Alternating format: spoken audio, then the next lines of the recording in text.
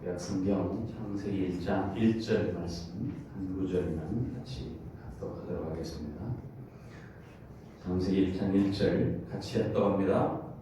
태초에 하나님이 천지를 창조하시니라. 다시 한번, 태초에 하나님이 천지를 창조하시니라. 아멘. 앞뒤 잡고 인사합시다. 주님 이름으로 축복합니다. 네, 반갑습니다. 갑자기 기운이 떨어져서 주일만 기다려주고 있는데 꼭 주일 전에 이렇게 강추위가 옵니다. 대동강 얼음깨 물을 가지고 넘어오신 분들하고 비하면 아무것도 아니지만 그래도 오늘 이렇게 예배로 나와서 같이 하나님께 예배할 수 있어서 영광입니다. 오늘 창세기의 1장 1절을 하나님께서 우리에게 주셨습니다. 우리가 보통 이런 말을 하죠. 닭이 먼저냐 달걀이 먼저냐. 여러분은 어떻게 생각하세요? 하나님께서 천지 창조할 때 동물도 다 가축도 만들 닭이 먼저죠. 그렇게 생각하시면 될 수 없죠. 또 기독교는 그 교시 맞다라고 생각하게 해서 그렇게 간단하게 끝났다 이렇게 생각하지만 그렇지 않다고 의문을 하는 분도 많이 있습니다. 닭이 먼저냐 달걀이 먼저냐. 한없이 되풀이되는 수레바퀴 속에 몰아넣는 것처럼 묘한 질문이 아닐 수 없습니다. 닭이 있으려면 분명히 달걀이 있어야 돼요. 그죠? 달걀에서 병아리가 나오는 것이고 병아리가 자라서 닭이 되는 것. 그러면 닭이 달걀을 어디서 나왔느냐? 닭에서 나왔다는 거예요. 당연히 닭이 나온 거죠. 닭이 달걀을 낳지 않으면 어디서 달걀이 생기겠어요? 2010년 7월 14일, 15일 신문과 인터넷 지상을 도배하다시피 한 기사가 있었어요. 정확하게 조선일보에서 그렇게 기사를 썼는데 닭이 먼저냐 달걀이 먼저냐. 해먹은 논쟁에 대한 해답이 마침내 나왔다. 이렇게 기사를 실었어요. 내용이 이제 이렇습니다. 영국 셰필드대와 워윅대 연구팀이 닭이 먼저라는 사실을 과학적으로 증명을 통해서 밝혀냈다고 영국 타블로이드지 더 선이 2010년 7월 13일 보도했다는 거죠. 그 연구팀이 슈퍼컴퓨터를 통해서 계란의 구조를 이렇게 분석을 했다는 거예요. 그리고 그 계란의 형성 과정이 어떻게 되었느냐라고 이렇게 찾아내는데 오복클레디딘이라고 하는 17, 오복클레디딘 17에서 OC-17이라고 하는 단백질 성분이 필수적인 역할을 한다라고 이렇게 밝혀냈습니다. 이 단백질이 닭의 난소에서 발견된 그 단백질 성분하고 똑같다. 닭의 난소에서 발견된 단백질 성분이 있어야만 계란이 만들어질 수 있다는 사실을 밝혀냈다. 그래서 연구팀이 OC-17 단백질 성분이 탄산칼슘을 방해석 결정체로 바꿔 계란 껍데기를 만들어주는 역할을 한다는 것을 밝혀냈다고 합니다. 그러면서 셰필드대 콜린 클리먼 박사가 그동안 달걀이 먼저라고 생각해 왔지만 마침내 닭이 먼저라는 것을 밝혀주는 과학적인 증거가 나왔다라고 이렇게 말하며 이 단백질 성분이 계란을 형성하는 과정에서 영향을 준다는 것을 예전에도 확인한 바 있지만 이번 연구를 통해서 이 성분이 어떻게 계란 형성 과정에 작용했는지 밝혀낼 수 있었다. 이런 기사를 실었습니다. 그 기사가 나올 때 창조론을 믿고 있는 한국창조과학회 관련되어 있는 성도 한 분이 쾌재를 불렀다는 거죠. 드디어 창조를 지지하는 또 하나의 과학적인 근거가 나타났다. 이렇게 흥분을 했다고 합니다. 여러분, 우리 그리스도인이 하나님께서 세상에 존재하는 모든 만물을 창조하셨다라는 것을 믿고 있는 사람들입니다. 두말할 것 없이 하나님이 창조주다. 하나님이 눈에 보이든 우리 눈에 보이지 아니하든 간에 이 세상의 모든 존재하는 모든 것을 친히 하나님이 창조하신 분이시다. 우리는 그렇게 믿고 있습니다. 하지만 여기서 한 가지 우리가 생각해 보아야 될 것이 있습니다. 그것은 뭐냐? 하나님께서 만물을 창조하실 때 반드시 살아 활동하는 생물체만 창조하셨겠는가 하는 거죠. 즉 달걀과 같은 것을 먼저 하나님께서 달걀 같은 것을 먼저 창조하신 후에 부화 과정을 통해서 병아리가 나게 하시고 병아리가 자라서 닭을 낳게 하는 그런 창조 기법을 쓰지 않았겠는가? 혹시 하나님이 그런 방법을 쓰지 않았다고 누가 장담할 수 있겠느냐? 하나님께서 인간을 지을 때 카피하는 아이를 지으시고 이후 자라서 아이를 낳을 수 있는 성년이 되게 하신 것이 아니라 처음부터 아이를 낳을 수 있는 그런 성년으로 창조하셨기 때문에 우리는 창조하신 하나님에 대해서 그렇게 하는 방법도 있을 수 있을까라고 그렇게 생각할 수 있어요. 과정을 통해서 하나님이 창조하셨는지 아예 완전체를 만들어 놓고 그를 통해서 다른 어떤 것을 만드시는 것인지 우리는 알 수가 없습니다.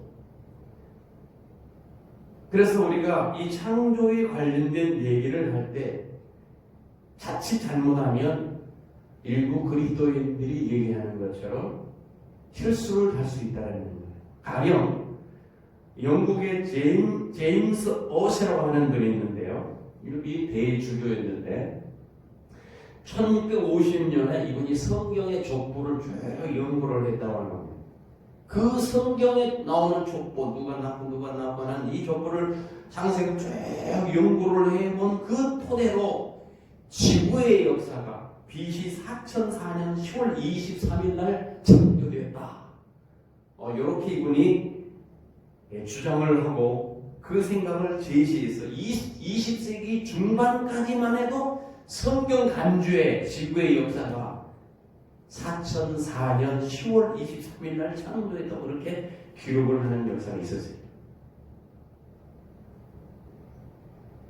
어시보다 한 세기 앞서 루트의 수제자였던 멜람 히톤이라고 하는 사람이 당시 유행했던 연대표 측정에 관심을 가져 나름대로 지구의 창조 역사를 계산을 했는데 그는 1545년 4월 17일 금요일자 칼빈에게 편지를 써 보내면서 이런 말을 했어요. 3846년 전인 오늘 거대한 풍파 아래 요동할 때조차도 하나님께서 결코 자신의 교회를 버리지 않겠다는 그의 의도를 주심으로써 노아가 방주에 들어갔다네. 그러니까 노아가 방주 들어간 그때를 3846년 그날이라고 생각을 하면서 편지를 했어요.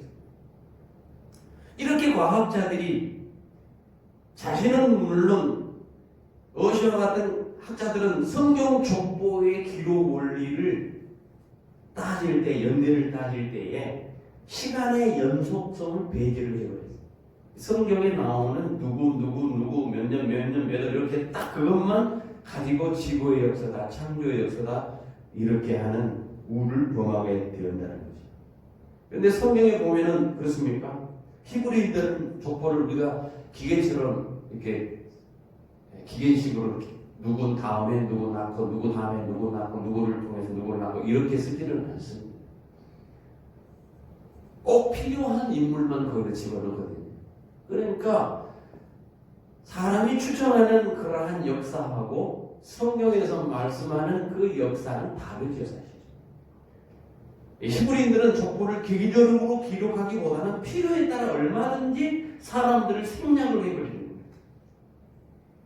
그래서 성경 기자의 의도대로 기록을 하고 있기 때문에 세대를 나누어서 역사를 헤아리는 것은 별 의미가 없다는 거예요.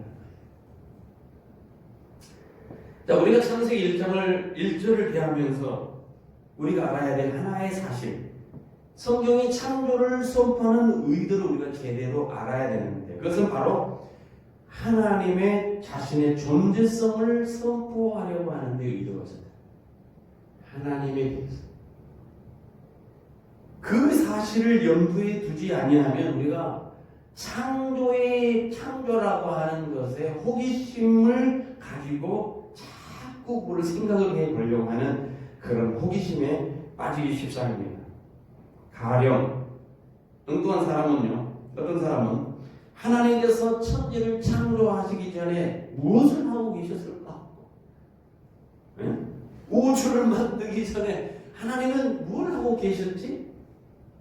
이런 질문을 사람들이 한다는 거예요. 칼빈에 의하면 어떤 파렴치한 자가 하나님은 세계를 창조하시기 전에 무엇을 하고 계셨느냐라고 어떤 경건한 노인에게 조롱 삼아서 질문을 했어요. 그러자 그 노인은 재치 있게 하나님은 그런 호기심 많은 자들을 위해 지옥을 만들고 계셨다, 이렇게 답변을 했다는 것이죠.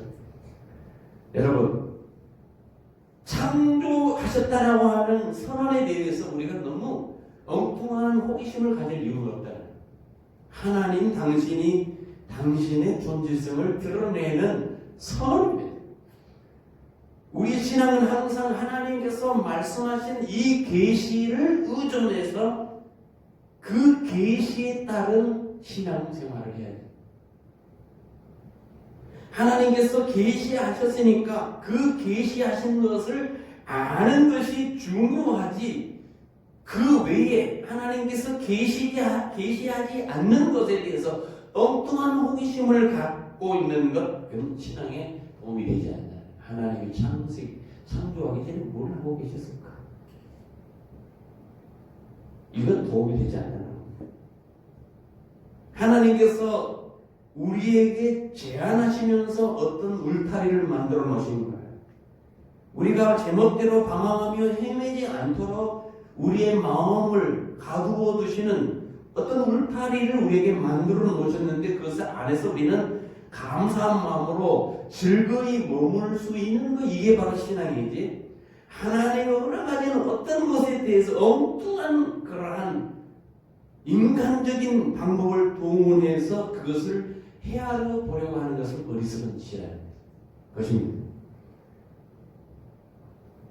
우리가 보통 하나님께서 창조하신 일을 통해서 하나님은 알 수 있다라고 이렇게 할 경우에는, 그 의미는 우주 만물을 우리가 바라보는 것을 통해서 하나님을 직접 인식할 수 있는 어떤 것이 분이다라고 하는 것을 의미하는 것이 아니고, 우주를 창조하시는 하나님의 창조의 그 계시를 통해서 성경을 가르치는 진짜인 것을 우리에게 받아들이도록 하는 데 의미가 있다. 하나님이 성경을 통해서 이렇게 우주를 쫙 만들어 놓으셨는데, 성경이 말씀하시니까 그 모든 것이 하나님이 만들어 놓으시라는 것이라는 것을 받아들이도록 하는 데 의도가 있다는 거예요. 그래서 창세기의 창조 기사의 목적은 유일하신 하나님, 오직 여호와 하나님이 한 분뿐이다라는 것을 선포해 놓는데 아주 중요한 의미가 있습니다. 우리가 창세기 1장 성경을 읽는 사람이라면 제일 먼저 대하는 구절이 이 창세기 1장 1절 아닙니까? 태초에 하나님이 천지를 창조하십니다. 이 말씀에는 어마어마한 심오한 의미가 있습니다. 우리가 성경 디모데후서 3장 16절 이하를 보니까 모든 성경은 하나님의 감동으로 된 것이다. 성경이 감동으로 기록되어 있어요. 인간의 인본적인 생각을 가지고 만드는 것이 아니고 하나님의 성령의 감동으로 이 성경이 기록되었다기 때문에 이 성경은 인간의 지성으로, 인간의 경험으로, 인간의 생각으로, 인간의 상식으로, 인간의 합리성으로 보려고 하면은 보이지를 않아요. 하나님의 성령을 받은 하나님의 사람이 하나님의 영으로 성경을 명확하게 볼 수 있더라고요. 예수 그리스도를 믿는 자에게 주신 이 성경책은 하나님을 사랑하고 하나님의 성령의 충만에 있을 때에 이 성경의 문이 열리고 깨달아집니다. 그래서 우리가 성경 공부를 할 때, 말씀을 대할 때 기억할 게 있죠. 마태복음 5장 18절에 있는 말씀처럼 진실로 진실로 너에게 이르노니 천지가 없어지기 전에 율법의 한 점 1.1핵이라도 반드시 없어지지 아니하고 다 이루시리라. 반드시 하나님의 말씀은 이루어진다. 우리가 성경을 이해하든지 이해 못하든지 해석이 되든지 해석이 안 되든지 그것과는 상관없이 1.1억이라도 틀림없이 하나님의 말씀이고 이것은 반드시 인생에 있어서 하나님의 뜻이 이루어진다는 것을 믿어야 된다는 사실입니다. 그래서 창세기는 1장 1절은 성경 전체를 여는 열쇠와 같고 특히 1장 1절은 선언을 하는 거예요. 선언. 무슨 서론이 있고 설명이 있는 것이 아니에요. 창세기 시작은 설명이 없습니다. 단지 선언만 있을 뿐이에요. 놀랍고도 신비롭고 권위 있는 이 말씀의 시작을 설명을 하고 변명을 붙이고 논리로 전개를 하고 설득하는 것이 아니고 그냥 진리에 대한 선포에 하나님이 천지를 창조하셨다. 대초에 하나님이 천지를 창조하셨다는 이 놀라운 진리의 선포를 믿고 고백하면 창세기부터 요한계시록까지 모든 말씀이 열리게 되어 있습니다. 하나님이 천지를 창조하셨다는 것을 믿는다면 믿지 못할 어떤 것도 없어요. 예수님이 바다로 걸어가셨다든가 산을 옮겨서 저 바다에 빠뜨렸다든가 중풍병자를 일으켰다든가 소경의 눈을 뜨게 했다든가 각종 질병을 치료했다라는 그 모든 사실이 안 믿어질 수 있겠습니까? 우주 만물을 창조하셨다고 선언을 하셨는데 그것을 믿는 사람이 어찌 다른 것을 못 믿겠습니까?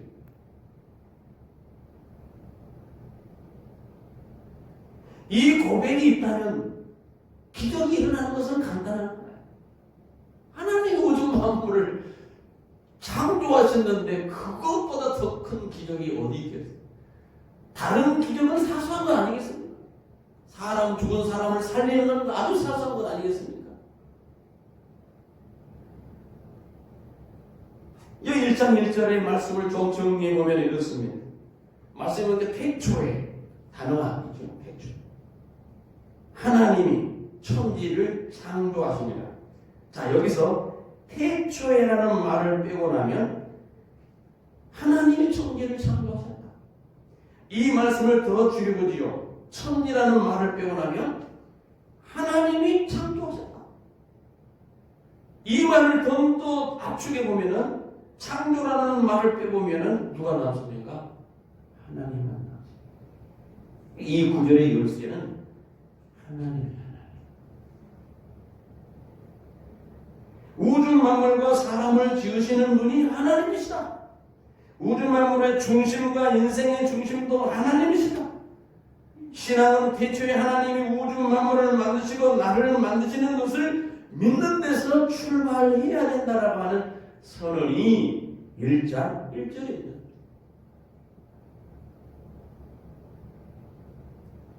창세기는 논쟁하는 책이 아닙니다. 세미나를 하거나 연구하는 책이 아니라 선포하는 책. 하나님이 누구시며 어떤 분이시며 하나님의 본질이 뭐고 하나님은 누가 만드는지에 대해서 한마디 말하지 않습니다. 오로지 하나님의 행동에 대한 선포가 있을 뿐입니다. 하나님이 태초에 천지를 창조하셨다. 이 말씀 가운데는 우리는 우주 만물의 주인이 하나님이라는 것을 우리가 선언을 해야 합니다. 하나님이라는 것을. 우주의 만물의 주인이 하나님. 본문의 주어는 나가 아닌 하나님입니다. 많은 사람들은 생각하기에 인생의 주인이 나라고 생각을 합니다.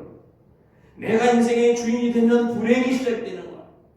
하나님 내 인생의 주인이 될 때 축복이 시작됩니다. 우주 만물의 중심은 하나님이에요. 예수 그리스도입니다. 하나님이 중심이 되면 모든 문제가 안개가 치는 것처럼 전부 다 드러납니다. 왜냐하면 그곳에는 하나님의 다스림이 있고 하나님의 통치가 있고 하나님의 능력이 있고 하나님의 심요 막칠함이 그 속에 다 있기 때문에. 문제는 사탄의 유혹을 받아서 하나님이 중심 되어야 될 그 자리에 인간 중심으로 그것을 대처하는 게 문제가 됐어요. 최초 인간 하나님이 사탄에게 유혹받은 것은 뭡니까? 네가 선악과를 따 먹으면 너도 하나님처럼 될 거야 라고 유혹을 합니다. 인간 최대의 유혹은 신이 되는 거예요. 인간은 조금만 권력을 가지고 높은 위치에 앉게 되거나 돈을 많이 가지게 되거나 똑똑하거나 하면은 그런 똑똑하다는 말을 들으면 마치 자기가 신이 되려고 하는 그런 유혹을 받습니다. 야, 뭐 김정은이만 그럴 것만 아니야. 우리 누구든지 그럴 수 있습니다. 인간이 신이 되려는 유혹은 다른 사람을 종을 만드는 데서 지배욕에서 시작을 하는 거예요. 많은 사람을 자신이 소화해 두고 명령하고 통치하고 싶은 그 유혹에 빠는 것, 그것이 뭡니까? 신이 되고 싶어 하는 유혹이에요. 신이 되려고 하는 첫 발을 냈던 유혹입니다. 인간이 가진 사상에서 가장 우리를 헷갈리게 하는 것이 뭡니까? 휴머니즘. 얼마나 좋은 단어입니까? 휴머니즘. 굉장히 멋있게 느껴지는 이 휴머니즘은 바로 인본주의예요. 인권 중요합니다. 요즘은 인권하면 군의 인권, 뭐 어디의 인권, 사람의 인권이 너무너무 중요한 때가 우리가 살아가고 있어요. 인권 중요합니다. 그러나 인권이 우상이 되면 신권이 없어지는 거예요. 사람이 하나님보다 우상되어지면 하나님은 사람의 발밑에 두고 살아가는 것이 인간이에요. 인본주의가 있으면 신본주의가 없어집니다. 인간이 중요하다 보면은 하나님을 섬기는 모든 것이 없어지는 거예요. 여러분, 하나님을 중심으로 사시길 바랍니다. 신본주의가 중요해요. 여러분, 빛은 어둠을 싫어합니다. 불의한 사람은 의로운 사람의 행동에 대해서 싫어합니다. 정의로운 사람 옆에 있으면 자기의 불의가 비교를 해결해요. 드러납니다. 자기 잘못된 것이. 그래서 싫어하는 거예요. 죄인인 인간은 하나님을 환영하지 않습니다. 인생에서 하나님을 몰아내려고 합니다. 하나님을 인정하지 않으려고 합니다. 하나님이 있으면 자기 죄가 드러나고 불편하기 때문에 하나님이 없었으면 좋겠다고 생각을 합니다. 그래서 성경은 빛이 왔을 때 어둠이 영접하지 아니하더라 했어요. 예수님이 왔지만 그 어둠을 사랑하는 사람들이 예수님을 영접하지 않는 거예요. 빛인 예수 그리스도가 왔지만 아무도 환영하지 않습니다. 세상은 캄캄한 어둠이 있었기 때문에 그렇습니다. 사람들은 하나님을 신뢰하기를 거부합니다. 심지어 그 존재까지 부인합니다. 하나님이 없다. 어리석은 사람들은 그렇게 합니다. 하나님이 나와 무슨 상관이? 하나님이 없다라고 생각하는 사람이 불신자입니다. 시편 14편 1절에 보니까 어리석은 자는 그 마음에 이르기를 하나님이 없다 하도다. 저희는 부패하고 소행이 가증하여 선을 행하는 자가 없도다. 시편 2편 1절 이하를 보니까 어찌하여 열방이 분노하며 민족이 호사를 경영하는고 세상의 고난들이 나서며 관원들이 서로 꾀하여 여호와의 기름으로 받은 자를 대적하며 우리가 그 맹것을 끊고 결박을 벗어버리자 하도다. 하나님 시대, 하나님 싫은 사람들 싫어요. 시편 기자는 계속해서 하늘에 계신 자가 웃으시며 주께서 저희를 비웃으시리로다. 하나님이 한번 훅 부르면 다 날아갈 존재들이에요. 우리는 이 창세기 1장 1절을 통해서 하나님이 누구신가를 알게 됩니다. 하나님이 어떤 분이신가를 알게 됩니다. 우리가 하나님의 중심으로 살아야 된다고 하는 그 명령을 이 속에서 듣습니다. 뿐만 아니라 하나님은 존귀와 영광을 받기에 합당한 하나님이신 것을 우리가 깨달아야 됩니다. 잠언서의 말씀처럼 하나님을 경외하는 것이 지식의 근본이라고 했습니다. 하나님을 신뢰하십시오, 여러분. 하나님을 거부하지 마십시오. 하나님은 우리 인생에 우리 마음속에 들어오셔야만이 우리가 진정으로 행복할 수 있습니다. 우리 마음속에서 하나님을 거부하고 하나님을 배척하는 데서부터 우리는 불행이 시작됩니다. 하나님을 섬기고 하나님을 찬양하고 하나님을 경배하는 것이 우주 만물을 지으신 인생들을 향한 하나님이 주어진 본분이에요. 우리에게 주신 본분이에요. 우리는 하나님을 가지고 논쟁하지 말아야 됩니다. 하나님과 세미나할 필요가 없어요. 하나님이 계시느냐 계시지 않거나 계시는가 안 계시는가 논쟁할 이유가 없습니다.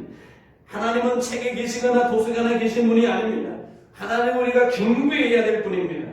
하나님은 경배를 받으시게 합당한 분이십니다. 인생들이 하나님을 모르면 논쟁을 합니다. 우리가 하나님에 대해서 논쟁할 수 있습니까? 따질 수 있습니까? 우리가 하나님을 향해서 할 수 있는 것은 기도하는 거예요. 우리가 무지함을 주님 앞에 고백할 뿐입니다. 그분의 위대하심과 영원하심과 거룩하심을 찬양하는, 그분이 창조주라는 것을 고백할 때, 그분이 위대하신 분이라는 것을 고백할 때, 그분이 영원하심이라는 분이라는 것을 고백할 때, 그때 그 하나님의 무한하신 거룩이, 그 하나님의 무한한 능력이, 그 하나님의 위대하심이 우리에게 주어지는 거예요. 우리에게 나타나기 시작합니다. 성경을 보는 여러 곳에서 여호와께로 돌아오라, 내게로 돌아오라, 내가 너에게로 가까이 하리라 하는 말씀이 있습니다. 여호와를 힘써 알자, 여호와께 나아가 경배와 찬양과 존귀와 영광을 돌릴지어다. 성경은 누누이 이런 말씀을 합니다.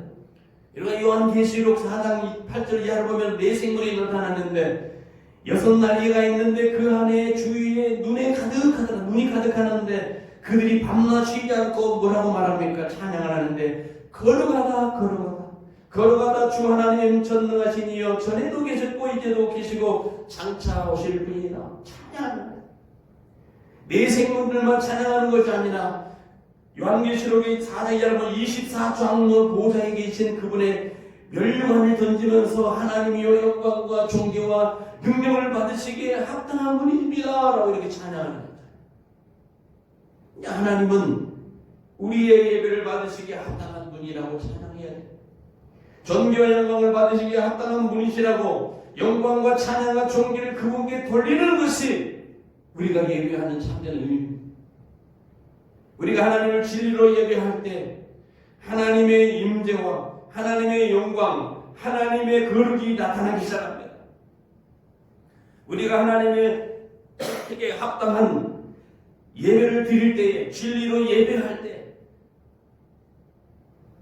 그 하나님의 임재 속에서 하나님이 우리를 치유하시고 우리를 회복시키시고 우리를 변화시키는 은혜가 나타납니다.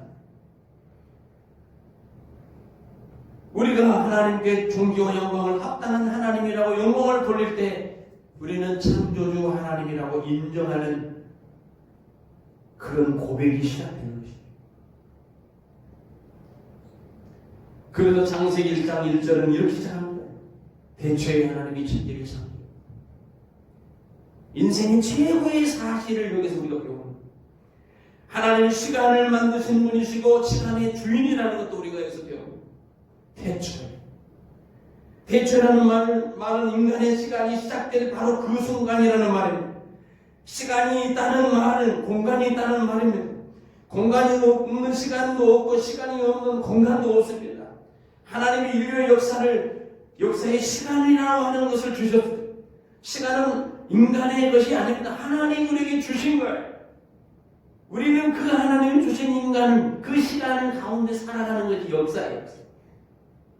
하나님의 계획한 그 역사는 하나님의 역사였습니다. 하지만 하나님 없이 만들어진 역사는 인류의 역사, 인류의 역사가 그 중에 중요한 것은 그 시간이라는 것인데, 이 시간을 인간이 어떻게 이해하느냐에 따라서 그것이 믿음이 있는 사람인가 아닌가를 확인할 수 있습니다. 시간을 잘 이해할 때 믿음을 이해할 수 있습니다. 하나님 우리에게 70억인 80, 아니면 요즘은 100세라고 살 수 있는 그런 평생의 생애를 주셨어요. 그러나 그 시간은 나의 것이 아니고 누구의 시간? 하나님의 것이에요. 왜? 하나님 시간을 만드셨기 때문에. 우리는 하나님이 주신 그 시간을 잘 써야 됩니다. 시간을 잘 쓰지 못하는 사람은 망하는 겁니다. 하나님께 주신 시간을 사탄에게 준 사람은 멸망받게 되어 있습니다. 하나님이 내게 주신 그 하나님의 시간을 다른 곳에다 악한 데 쓰게 되면 멸망받게 되어 있습니다. 그러나 그 시간을 하나님을 위해서 쓰고 그 시간을 선용하는 사람이 복을 받는 사람입니다. 성경은 세월을 아끼라 때가 악하니라. 술 취하지 말라 이는 방탕한 것이 오니 성령의 충만함을 받으라. 시간을 아끼라. 시간을 구하라는 거예요.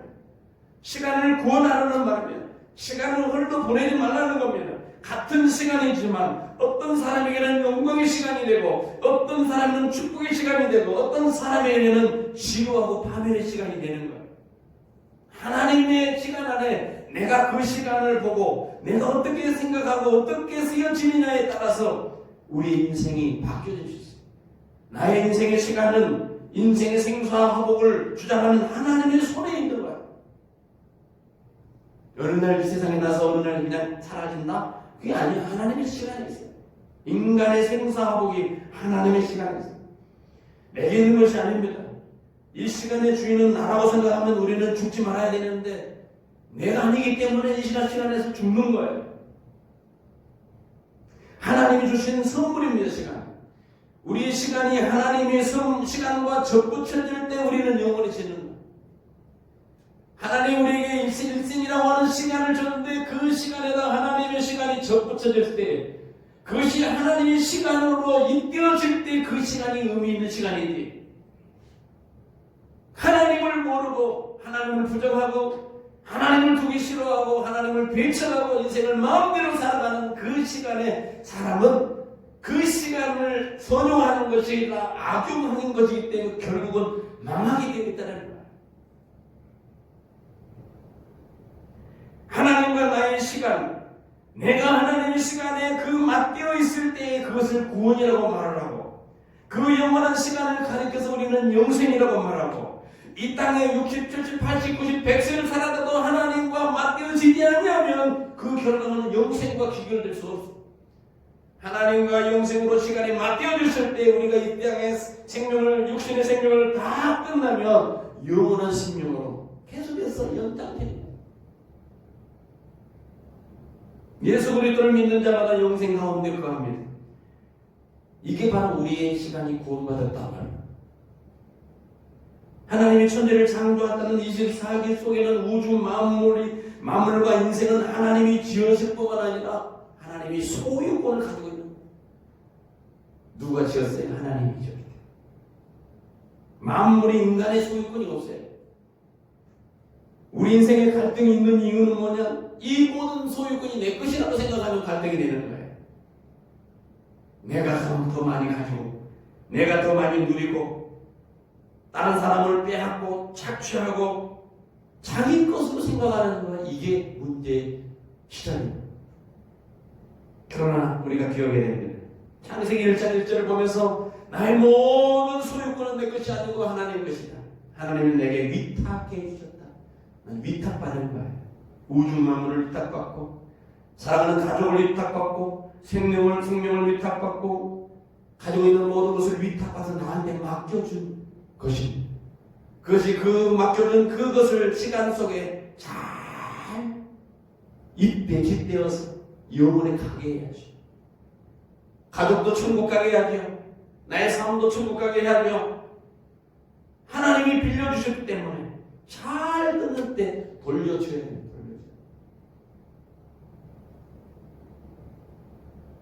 어떤 사람은 빌리고 나서 안 돌려주려고 해요.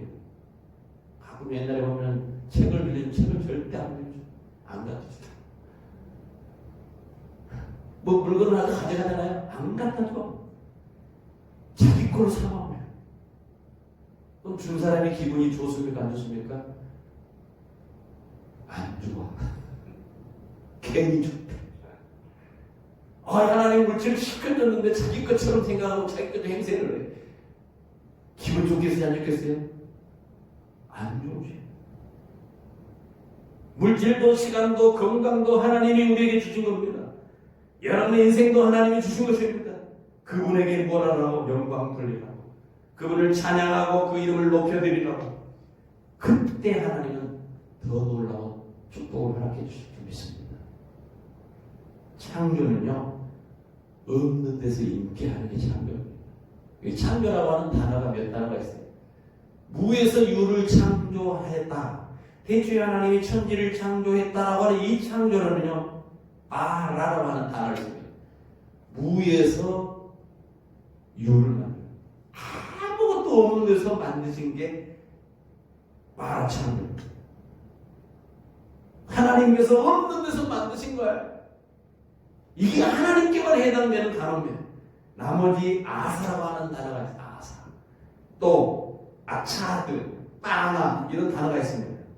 아사라고 하는 단어는 기존 재료를 가지고 어떤 새로운 것을 만드는 것을 아사. 아차드라고 하는 단어는 예를 들어서 토기장이가 흙으로 토기를 만드는 걸 그런 것을 갖는 창조적이다 이런 그런 단어를 써요. 그 다음에 빠나라고 하는 단어는 벽돌을 가지고 있는데 그 벽돌을 쌓아가지고 성을 만들었고 예배당을 만들었을 때 이것을 가리켜서 창조적이다 해서 그런 단어를 빠나라고 하는 단어를 써요. 인간은 가지고 있는 것에서 만드는 거예요. 변형해서. 창조 아니죠. 발견하는 겁니다. 발견하는 거예요. 없던 것을 있게 하는 것이 아니고 있는데 어떻게 발견하는 거예요. 그 뒤에 발견해서 만들어내는 거예요. 오직 없는 데서 있게 하는 분이 누구냐? 하나님. 그래서 존귀와 찬양과 영광은 하나님께 돌리는 거예요. 문제가 생겼을 때 우리가 어디로 가야 됩니까? 만드는 사람한테 가야 되죠. 그죠? 사람을 누가 만들었다고요? 하나님. 그럼 누구한테 가야 됩니까? 문제가 생기면 하나님께. 기계가 고장났을 때 기계를 만드는 사람에 가면 금방 고칠 수 있어요. 문제가 생겼을 때 우리 인간을 만드신 하나님께로 가면 반드시 바로 해결되게 되어 있어요. 하나님께로 돌아와라. 하나님을 신뢰하라. 그분의 이름을 높여라. 그분이 창조주다 라고 하는 선언이 대체 하나님은 천지를 창조했다 라는 말씀입니다. 의미성이 있어요. 이 창조라는 말 속에는 또 다른 뜻이 있어요. 만든 것을 통치하시고 하나님께서 다스리시고 관리하시고 유지하시고 보수하신다라고 하는 의미도 있어요. 하나님이 대주천지를 창조해 그냥 놔두고 팽개치고 있는 것이 아니고 통치하시고 다스리시고 유지하시고 관리하시고 보수하고 계시는 하나님. 아이를 낳고 그냥 네 마음대로 살도록 놔두고 그냥 팽개치고 있는 것이 아니고 그 아이를 낳았다면 부모의 역할을 해야죠. 양부모 요즘 정인이 양부모 때문에 아주 시끄럽지 않아요? 그분이 교회 다니신 분, 기독교 재단 학교에 다녔어요. 두 사람. 목사의 자제분이라고 했어. 그것도 기독교 계통 방송국에서 일을 해요. 그래서 어떻게 아이를 그렇게 합니까? 믿음이 있습니까? 종교인은 될 수 있어서 크리스찬 아니에요. 얼마든지 믿음이 없이 종교인으로서 살아갈 수 있어요. 그럴싸하게 직함도 받고 명함도 받고 얼마든지 그럴 수 있습니다. 그러나 그 본질은 속일 수가 없어요. 사람을 어떻게 그렇게 생명을 어떻게 그렇게 생각하시겠습니까? 창조주 하나님을 믿는다면 어떻게 하나님께서 맡겨주신 그 생명에 대해서 가치 없는 것처럼 여기며 행동할 수 있겠느냐?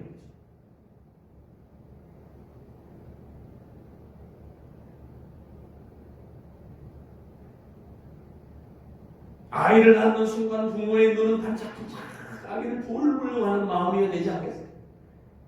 기저귀를 갈아주고 우유를 먹이고 병이 나면 걱정하고 잘하면 아이를 학교에 보내고 이게 부모의 마음 아니에요? 하나님이 창조주라고 하는 그 말 속에는 그런 의미도 있는 거예요. 하나님께서 세상을 창조하셨다고 하는 말 속에는 관리하시고 통치하시고 끝까지 지켜주신다는 그 의미가 있습니다. 하나님이 통치하십니다. 그러면 여러분 하나님을 통치하고 다스린다는 신뢰해야죠. 이게 인간의 본분이에요. 하나님이 통치하신다는 사실을 믿지 않고 그분의 통치를 받아들이지 아니하면 도와주고 싶어도 도와줄 수가 없는 거예요. 태양이 있는데 그 태양이 앞에 가가지고 태양의 햇빛을 쬐야 되는데 태양을 같이 하냐고 지하로 막 들어가, 어두운 지하로 들어가. 도와줄 수가 없어요. 지하실에서 나와서 밝은 태양으로 가야죠. 우울증도 사라지는데 자꾸 지하로. 마찬가지로 하나님께 나올 때, 하나님께 가슴을 열고 그분의 이름을 찬양하고 시작할 때 그분이 하나님께서 창조주 하나님을 도우신 분이에요. 관리해 주신 분. 피하지 말아라. 창조라고 하는 이 말 속에 우리가 한 가지 또 있습니다. 하나님이 천지를 창조하시고 인간을 만드셨지만 그 창조한 것을 그냥 놔두시냐며 그 창조 중에 하나님의 성령이 함께하고 있었다. 하나님의 성령을 만나는 것에서 우리는 하나님의 성령이 충만하면 하나님의 창조의 신비를 깨닫게 됩니다. 하나님의 성령을 우리가 받아야만이 하나님의 창조하심을 믿게 됩니다. 성령 충만함을 받을 때 이 성경의 말씀이 이해가 돼요. 왜? 하나님이 성령과 함께 우주 만물을 만드셨다. 삼위일체 하나님께서 그렇게 하십니다. 하나님 없이 하나님의 신명과 천함으로 어떻게 우리가 깨달을 수 있겠습니까? 하나님이 알려주지 아니하면 어떻게 우리가 알 수 있겠습니까? 하나님이 감동이 아니면 어떻게 하나님의 그 오묘함을 우리가 믿을 수 있겠습니까? 고린도서 1장 16절에 보니까 만물이 그에게서 창조되되 하늘과 땅에서 보이는 것들과 보이지 않는 것들과 보좌들이나 주관들이나 정사들이나 권세들이나 만물이 다 그로 말미암고 그를 위하여 창조되었고 또한 그가 만물보다 먼저 계시고 만물이 그와 함께 있었느니라. 우주 만물을 창조하실 때 시간을 만드실 때에 지금 예수 그리스도에 대해서 얘기해요. 예수 그리스도께서도 거기 계셨다. 성령께서 함께 하셨다. 그래서 시간의 주인이었고 시간을 다스리는 분이었기 때문에 기적을 일으키고 사람 죽은 사람을 살리기도 하고 하나님의 시간 속에 계시기 때문에 창조의 원리는 이해하려면 우리가 예수를 영접을 해야 돼. 창조 원리를 이해하려면 성령의 임함이 있어요. 예수를 믿고 예수를 만나야만 해요. 예수 안에 계신 창조주 하나님, 우주를 만드시고 신명막측하게 나를 지으신 그 하나님의 오묘한 신비 가운데로 우리가 들어갈 수 있어요. 예수가 없이 그렇게 갈 수가 없어요. 예수를 주로 영접하고 그분의 다스림을 받아야 해요. 그때 놀라운 하나님의 놀라운 창조의 선지를 우리가 경험을 할 수 있게 돼요. 그래서 이렇게 시작하는 거예요. 태초에 하나님이 천지를 창조하신 것을 믿습니다. 나는 이것을 선포합니다. 나는 살아계신 하나님의 이름을 높여드립니다. 이렇게 창세기는 열리는 우리가 이 창세기 1장 1절의 말씀을 가지고 또 하나 알아야 될 것은 하나님이 인간을 만드셨다면 하나님은 처음과 끝을 주관하시는 하나님, 알파와 오메가 되시는 하나님. 여러분, 이런 어떤 분들이 이런 질문을 해요. 하나님이 인간을 만들었다면 하나님은 누가 만들었을까? 혹시 하나님은 남자야 여자야? 궁금증이 많아. 그래서 이상한 종파를 만들어요. 여자 하나님을 믿는 하나님의 교육생. 여러분, 만일 하나님이 만들었다면 하나님은 하나님이 아니에요. 피조물이지. 창조주가 만들지는 창조자는 만들어지지 않는 분입니다. 피조물은 만들어진 존재들이에요. 하나님은 누가 만들지 않았습니다. 그래서 그는 하나님입니다. 그는 창조자이신 것입니다. 그는 영원 전에 계신 분입니다. 영원 후에도 계십니다. 그래서 그분은 하나님입니다. 하나님은 남자가 여자가 아닙니다. 하나님은 남자와 여자를 만들었습니다. 하나님 안에는 남자와 여자가 다 있습니다. 그런 부분이 아니라 전부입니다. 알파와 오메가가 되십니다. 존귀와 영광을 받으시기에 합당한 하나님입니다. 그분은 우리를 사랑하시는 하나님. 그분은 죽은 관념의 하나님이 아니에요. 철학의 하나님이 아니에요. 내 사고 속에서만 있는 하나님이 되어서는 안 돼요. 우리가 기도하면 응답해 주시는 하나님. 나의 아픔을 알고 계시는 하나님. 나의 상처를, 나의 고통을, 나의 문제를, 나 가지고 있는 모든 상황들을 다 알고 계시는 하나님. 그분을 우리는 창조주 하나님이라고 부릅니다. 오늘 여러분이 그런 하나님으로 주를 기억하시기 바랍니다. 태초에 하나님이 천지를 창조했음을 믿으시기 바랍니다. 선포하시기 바랍니다. 이 믿음으로 우리 신앙의 길, 신앙의 여정을 달려갈 수 있는 여러분과 제가 되시기를 간절히 축원합니다. 기도하십시오.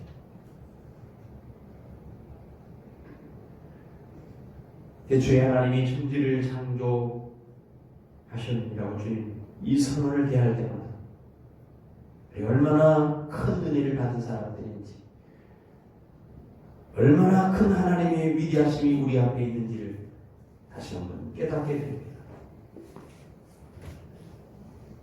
이 성경을 여는 한 구절의 말씀이 우리 생애를 변화시키고 나의 삶을 변화시키고 우리 시간을 변화시키고 우리를 다시 한번 하나님의 사랑으로 깨닫게 하는 줄 믿습니다. 오늘 이 선포되어진 이 말씀을 내 마음속에 깊이 새겼습니다. 주님이 원하시고 주님이 기뻐하시고 생을 사랑하는 우리 모두가 되게 하여 주옵소서.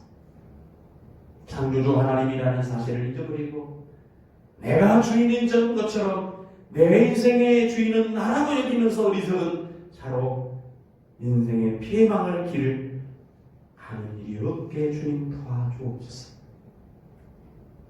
이 말씀이 우리 속에 뿌리가 내려 순간순간 주님을 창조주라고 기억하면서 우리 일생 동안 신앙의 여정을 감사와 감격으로 살아가게 하여 주옵소서. 예수님의 이름으로 기도하옵나이다. 아멘.